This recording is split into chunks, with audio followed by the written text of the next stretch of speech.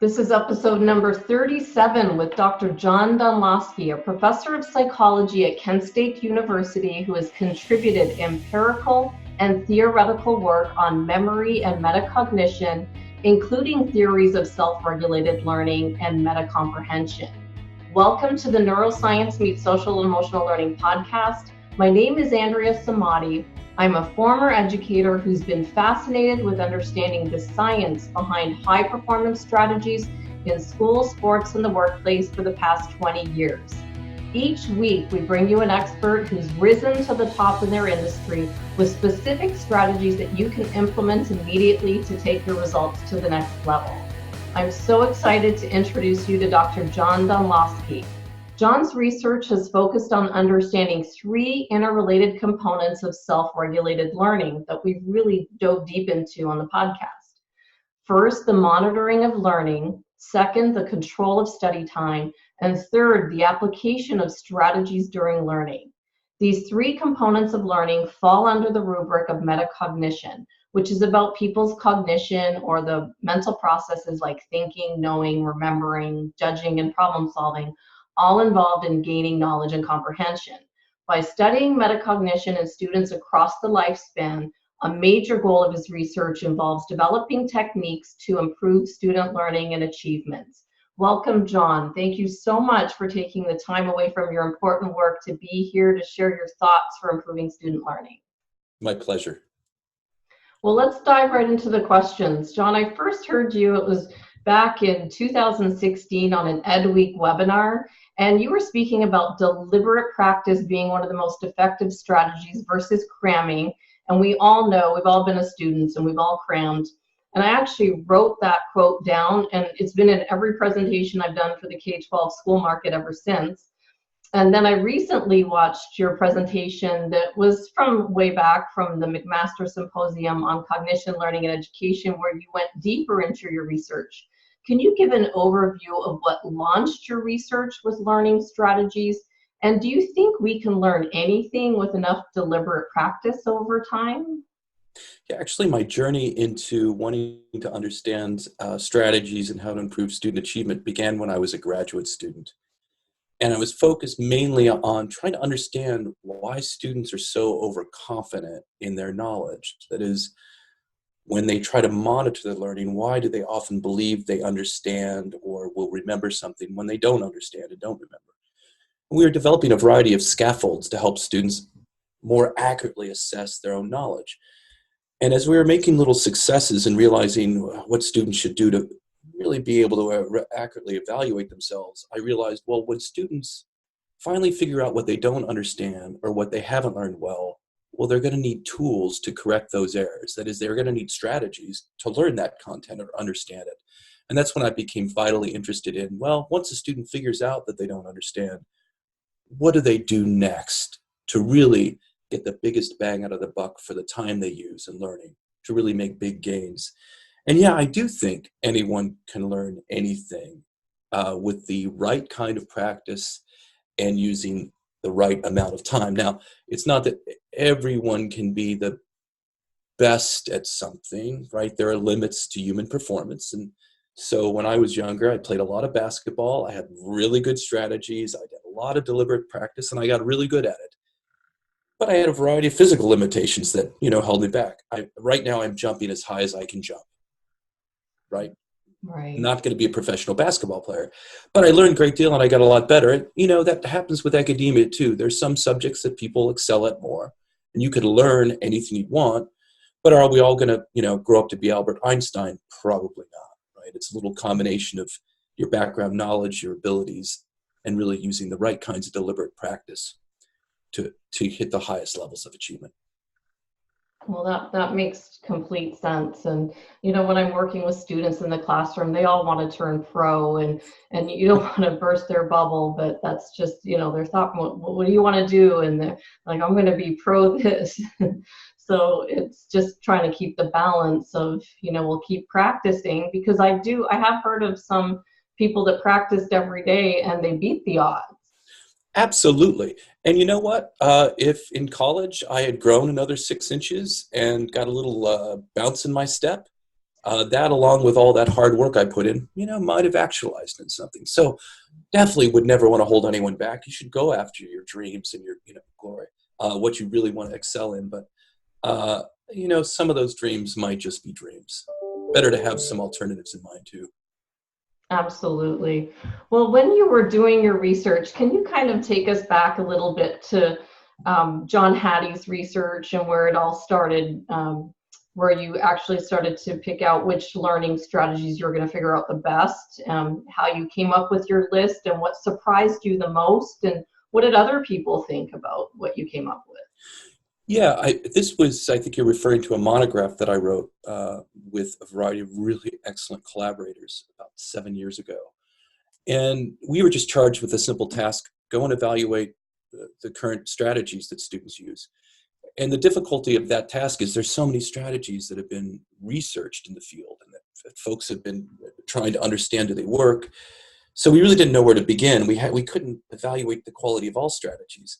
So our first big task is just choose which ones we're going to review and evaluate. And that was a tough task to do. And how we narrowed it down was pretty straightforward. First, we only evaluated strategies that were cost-free. We wanted to be inclusive. So there are lots of good auto tutors out there that we know can really help students, but they're very expensive. They're not inclusive. Not all students could get access to these. And then we wanted to evaluate some of the strategies that we thought students used a lot, like highlighting, and students often go back and reread their notes and so forth. And we wanted to know how effective those strategies were. And admittedly, we put a couple strategies on there that we were sure worked well, but we wanted to review all of the evidence for those. So that's kind of how we came up with a relatively short list of strategies to evaluate.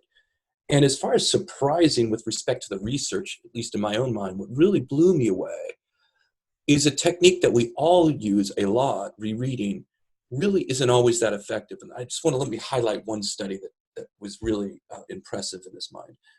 Simply had students read some relatively difficult text materials, and students either read it initially or came back and reread it a second time. Okay, what students would normally do, say with their notes or something. And in this particular study, the students who came back and reread it again, that is, they had twice as much experience with that material, gained absolutely nothing with respect to the retention of the material or their knowledge of it, right? So at least in this one particular experiment, rereading was absolutely inert, complete waste of time. And you could imagine why. When you go back and reread something, you're familiar with it already, your kind of eyes move across the page, but your mind wandering because you think you already know it. So students really need to use techniques that are really more engaging than simply rereading their materials, kind of get their minds into it so they really gain from the time they use when they're studying. Absolutely. And when you were looking at the strategies that scored the highest, so I know you were talking about distributed practice or spacing study sessions over time versus cramming and retrieval practice, like multiple choice or filling in the blanks or essay questions. Did you actually see that these methods are being used more by students now? Like, what have you seen with the application of your research? Because I'm a highlighter, and then I definitely take the notes and put them in my phone and reread them. But it's made me think a little bit differently. Maybe I need to be reading my notes over a spaced amount of time to really have the information sink in. So what have you noticed? Well, first, don't throw away your highlighter. We all use highlighters. I mean, it's the beginning of the journey, figuring out what you need to learn. That is a great question. I wish I had an empirical answer to it, right? You'd hope, not only myself, there are a lot of folks doing great research on these techniques, especially, as you mentioned, retrieval practice and space practice. And we all hope that the messages that we have about how effective these techniques are making it out there to teachers and to students. Anecdotally, I know that at least some campuses I visit, there is awareness, and that at least more teachers appear to be adopting, say, testing techniques in the classroom, like low-stakes quizzes and so forth, Right. either the beginning or end of a class. However, I suspect it's having, a smaller impact than we'd like, right? I mean, it takes a long time for research to trickle out into the greater public to have an impact. So I'm hoping that, like, through podcasts like this and so forth, we get the good word out and more people start to use these techniques, both the teachers in the classroom, but also students as they try to regulate their learning on their own. And I mean, one anecdote I can give you where I know changes happen in my own classroom. When I first started this research, because I teach every semester, I wasn't testing students in the class. I wasn't giving low stakes quizzes and so forth. And now I do so religiously, and I absolutely love it. And I think the students love it, because 1 or 2 low stakes quizzes a day can really be useful to the students in their learning. As you know, if the students get it right, they learn a great deal. It improves their retention for that information. If they get it wrong, they know what they need to learn. But how I've been using it, and I think quite effectively, is when they can't answer a question that I pose, I ask them to go back and look at their notes. Can they find the answer in their notes? And it's really helped me to do a little teaching about good note-taking, because often I know I went over a very important point in the class the last day. They can't answer that question from their notes that I'm quizzing them on, and that's a sign that they're not taking good notes, and that I as a teacher have to signal more, like this is important, or a little bit more training on getting the real content. So at least I'm using the techniques in my classroom, and I think more teachers are embracing them. But I'd like to know. I think we should do a research project together, find out. That would be wonderful. I'd love that. I know that in my children, they're 10 and 8. They definitely do a lot of retesting before a test. I think it's a great idea. Yeah. You know, at least when I talk with students, most students don't realize that testing, when you get something right, it helps your retention. But they do know that it helps them evaluate whether they're ready for that test. And at least for some of them, I think it decreases their anxiety. You know, they're kind of simulating that test that's coming up. Right. They're kind of getting used to it. So when they finally are in that high stakes exam, there's a little bit less anxiety, a little bit more feeling that you can get it done. Yep, that's a whole other thing that's happening these days with anxiety in our schools. So anything to reduce that is good. Yeah. So what happens next after you've got these learning strategies and a student uses them? What is successive relearning that I've heard you talk about? Okay. Successive relearning is pretty straightforward, and it's just a combination of distributed practice with retrieval practice. But here it's retrieval practice used in the right way. And the best way to explain it is kind of appeal to flashcards. And simply that, you know, you test yourself on content. It could be very complex. And if you get it right, you put the flashcard aside. But if you get it wrong, you put the flashcard at the end of your stack. Right? And then you go and you test yourself again. And if you don't get it right, you restudy the information, you put it at the end. You keep doing this until you correctly recall or answer all your test questions correctly. So that's one session. Okay. What makes it successive relearning is that after you've done the one session, you come back several days later and you go over that same, say, stack of flashcards one more time. And then you relearn it, because you'll naturally forget that content in the interim, at least some of it.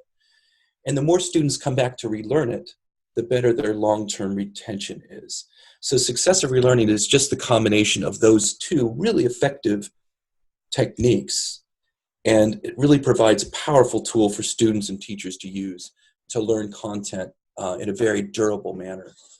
And one thing I'd like to note about successive relearning that's important is that anything that your children are good at, they're using successive relearning to get good at it. So whether they play, I know a lot of children love to dance, they love sports, they're good at soccer, many are good at video games, right? The first-person action shooters.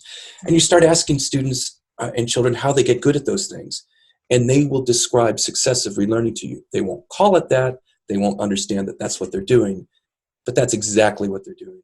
And all we want students to realize, if they use those same kind of strategies that help them get really proficient at soccer, to get proficient in school, they can really excel in their schooling as well. So that's what successive relearning is. And we know how to do it in sports. It's just, right. Why doesn't it translate into the classroom? Well, sometimes studying physics isn't quite as exciting as maybe kicking a soccer ball around, but not for me. I love physics, and I really didn't care for soccer. But it turns out that it's good to feel like you're making progress, right? And to understand, like, that's exciting. You can see that in sports. You can see it much more easily in other domains. And sometimes the first struggles you have when you're learning really difficult educational content, it's kind of demoralizing, right? Because you're struggling and you're not seeing the progress. So you really have to stick with it to get those first advances, to get that excitement where you feel like, wow, I can't wait to get back to it because I'm really making progress. I can do this. I can understand it. So at least that's my own spin on why it's not quite as fun, say, as playing soccer. What have Well, that you. makes sense. It Yeah. totally makes sense. Well, it caught my attention that a major aim of your research is to develop techniques to improve effectiveness of people's self-regulated learning. And Mhm. self-regulation is actually always one of the most requested topics that I get if I'm working with a school. They say this is what we want, especially for middle and high school students. Mhm. And even for adults, we are starting the year and we have these goals and they all fall off by the end of January. So why did you choose self-regulation opposed to, let's say, something like growth mindset? And, what are you doing with this now? Are you doing anything with it with your metacognition and education lab? Yeah, absolutely. Well, it wasn't an either or, like mindset or self-regulation. And I'm sure most of the viewers of your podcast know what mindset is. And think about mindset, or the belief that you can do something, right, as kind of necessary, but not sufficient for really high levels of student achievement. Mindset is almost like the gas that goes in the tank, but if the machinery doesn't run well at all, the gas isn't going to do much. So I'd like to give students a good mindset that you can get it done, but not only do they need that good mindset, they have to have the tools in order to get things done well. So imagine really convincing a young student that they can excel at math, but then not teaching them all the strategies they need to actually understand the math. It would be demoralizing. It's like, I can do it, but then every time you try, you fail. Mhm. And so what I got really interested in self-regulation is to help students, well, you're motivated. Now I'm going to give you the tools that you need to regulate your learning in a way to really achieve high levels of performance.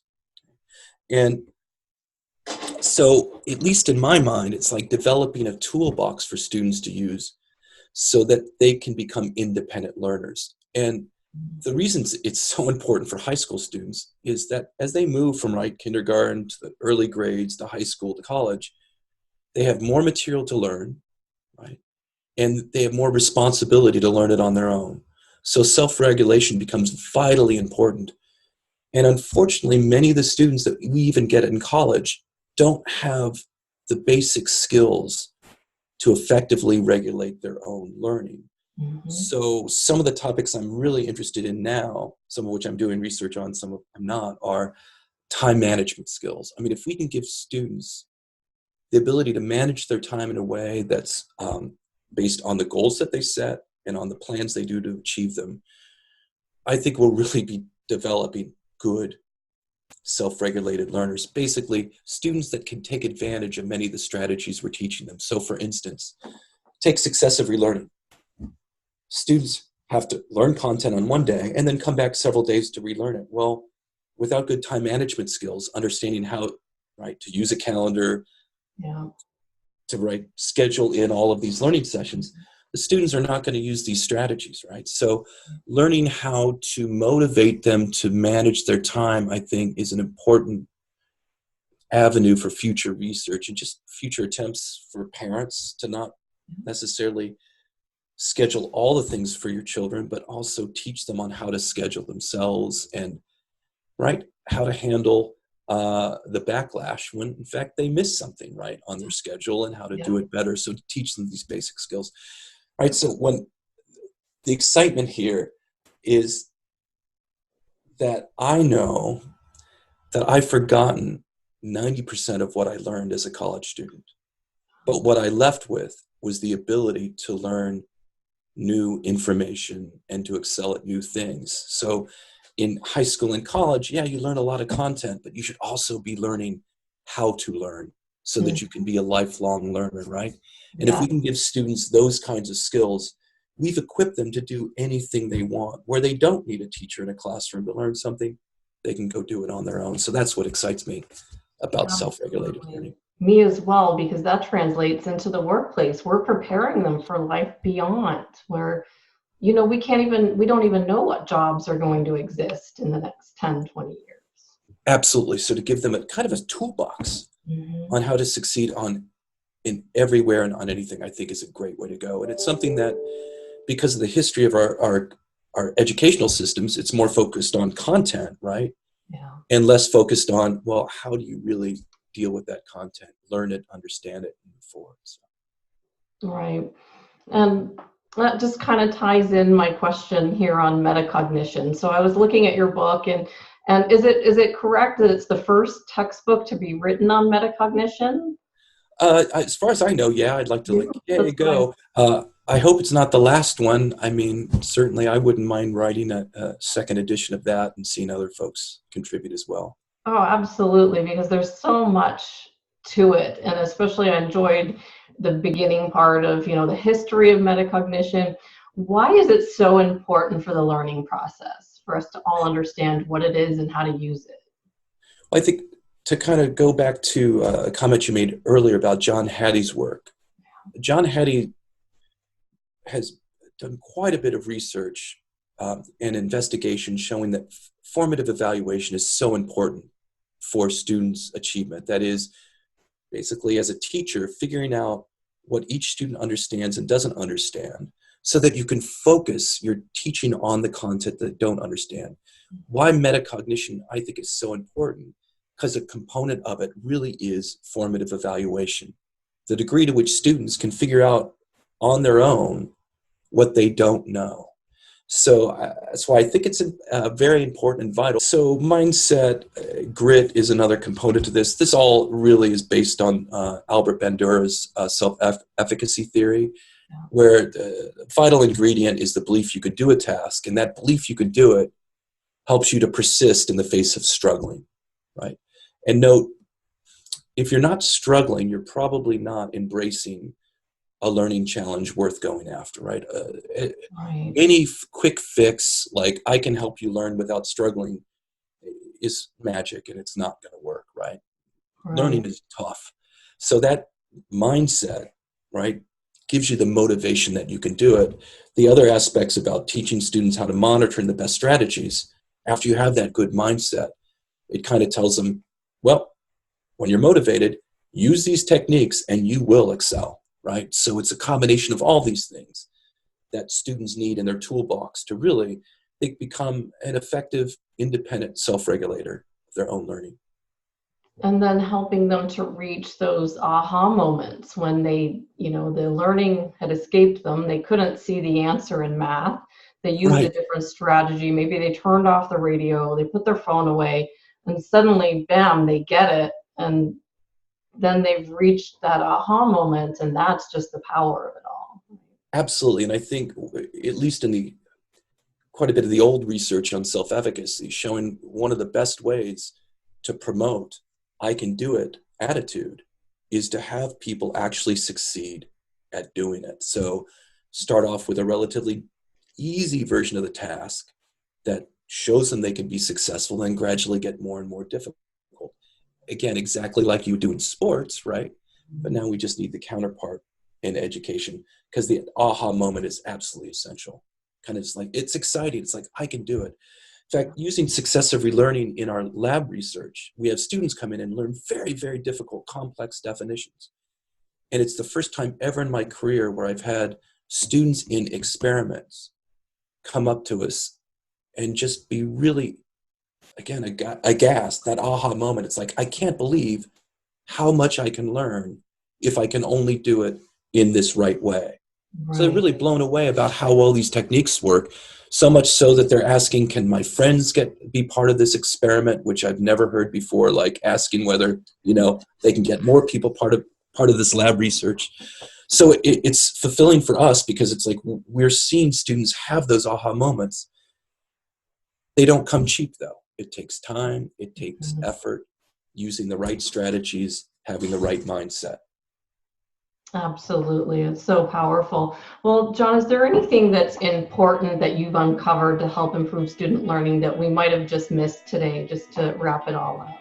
Well, we hit on lots of different things. I think,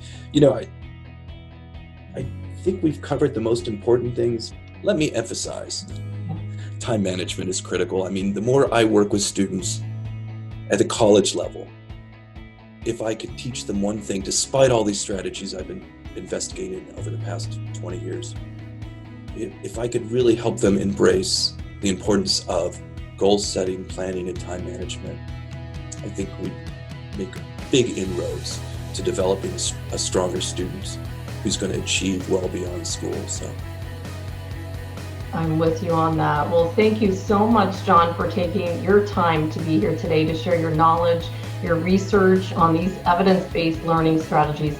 If someone wants to learn more about your work, is the best place through Kent State's website? I couldn't find you on social media anymore. Yeah, I'm kind of old, so I don't really use social media. Anyone's always welcome to write me my email address, and I'll share materials with anyone. But yeah, checking out the website on Kent State is great as well. It's largely okay. Perfect. Well, I'll put all that in the show notes as well with your full study from the Sage Journal. So thank you so much for your time, John. Thank you very much.